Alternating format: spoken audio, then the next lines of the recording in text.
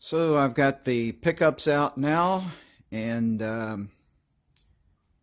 getting ready for the refret, and this prep involves low-tack tape right on the surface of the finish with the regular painter's tape protecting it.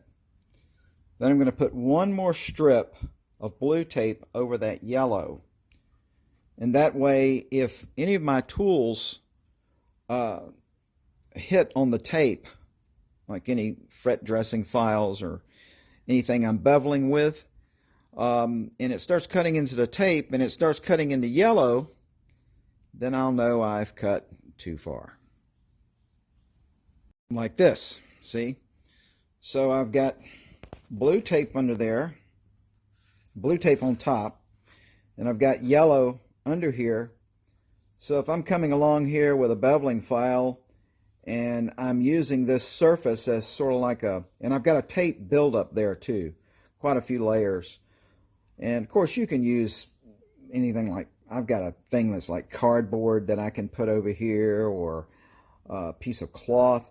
But I like using tape, and I like using the low tack because the low tack really protects the surface. This will not pull at the finish. This is very weak tape, and it's a good shield for the other tape, which may or may not pull at the finish. Sometimes this paper tape can cause finish checking, especially if lacquer is not fully cured on a guitar, especially like Gibsons and new Gibson guitars, Gibsons that are like 3 or 4 years old. You can actually check the finish with tape if you're not careful, because that lacquer cures for a long time. So what I'm doing here is I'm just protecting the finish and protecting it also from any scratches, and this is really the best way I've found to do it.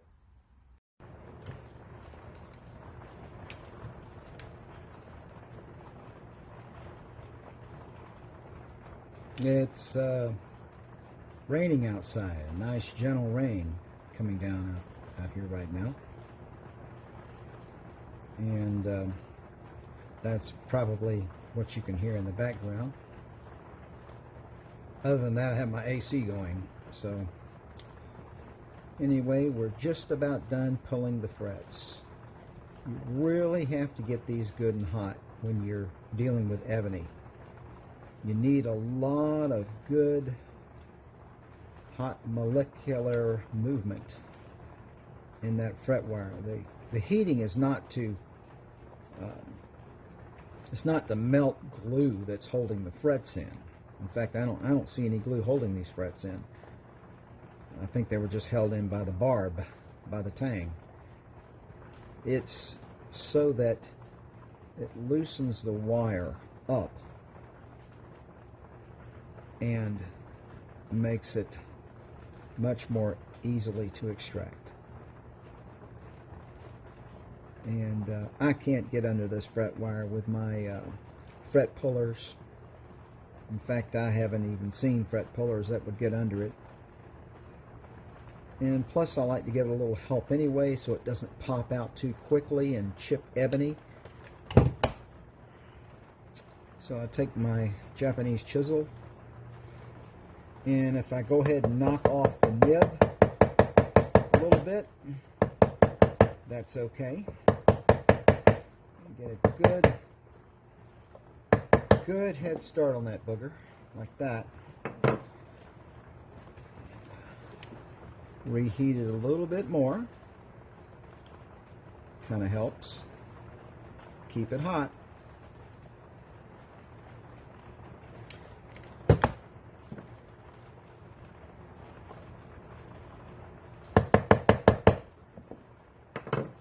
Then get it started. You can see it's trying to pull ebony with it. This happened on just about every one of these frets. But this knocks it back down, and when I glue the new fret wire in, all of that will be glued down with it. And that removes a fret wire.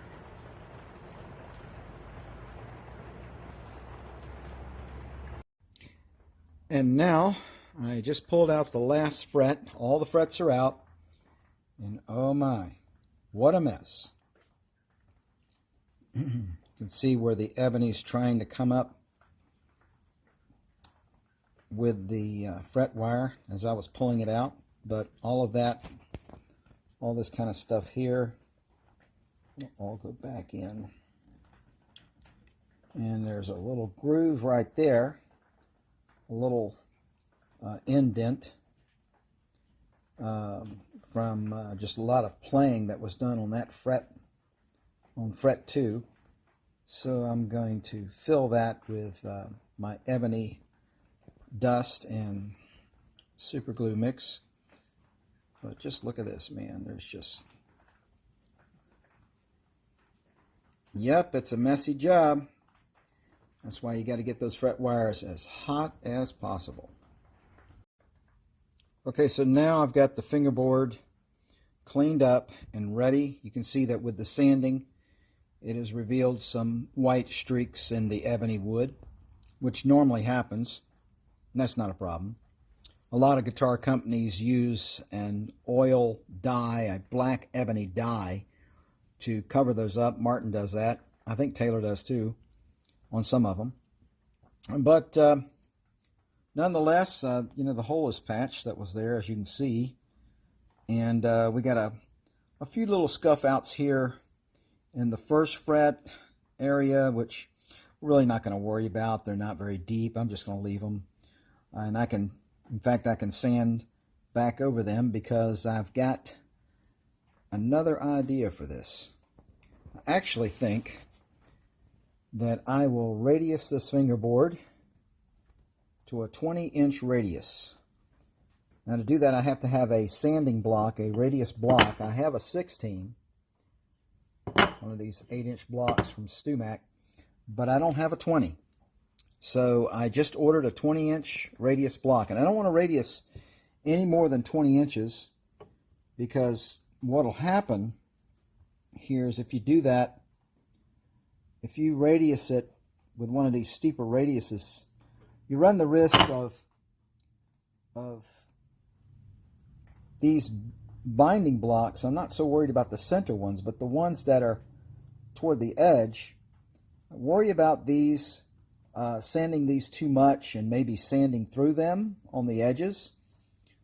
And I don't want to take much material off this neck anyway, because when you do that, you can actually affect the overall size of the neck, and the neck feels pretty good right now.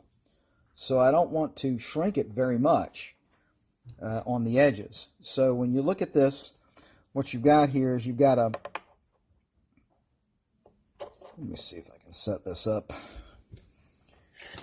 First of all, I got the flashlight on so you can see how much radius there is right now. And as you can see, there's no light. It is a totally flat radius.